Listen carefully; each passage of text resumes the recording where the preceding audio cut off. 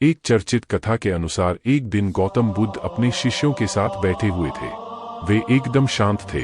उन्हें इस प्रकार देखकर उनके शिष्य बहुत चिंतित हुए। शिष्यों ने सोचा कि शायद तथागत का स्वास्थ्य ठीक नहीं है।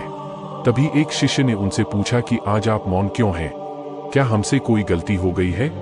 एक अन्य शिष्य ने पूछा कि क्या आप अस्वस्थ हैं? शिष्यों की बात सुनकर भी बुद्ध चुपचाप ही बैठे रहे।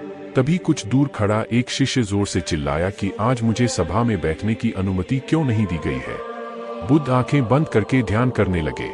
बुद्ध को ध्यान में बैठा देखकर वह शिष्य फिर से चिल्लाया कि मुझे प्रवेश की अनुमति क्यों नहीं दी है?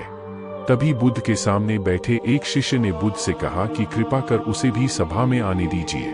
बुद्ध ने आंखें खोली और बोले कि नहीं, वह अछूत है, उसे आज्ञा नहीं दी जा सकती। ये सुनकर शिष्यों को बड़ा आश्चर्य हुआ। कुछ शिष्य बोले कि हमारे धर्म में तो जात पात का कोई भेद ही नहीं, फिर वह अछूत कैसे हो गया? बुद्ध ने कहा कि आज वह क्रोधित होकर आया है। क्रोध से जीवन की एकाग्रता भंग होती है।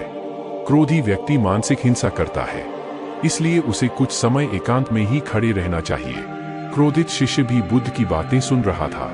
अब उसे खुद किए व्यवहार पर पछतावा होने लगा। वह समझ चुका था कि अहिंसा ही हमारा धर्म है। क्रोध की वजह से रिश्तों में दरार भी आ सकती है। उसने बुद्ध के सामने संकल्प किया कि अब वह कभी क्रोध नहीं करेगा। नमो बुद्धाय।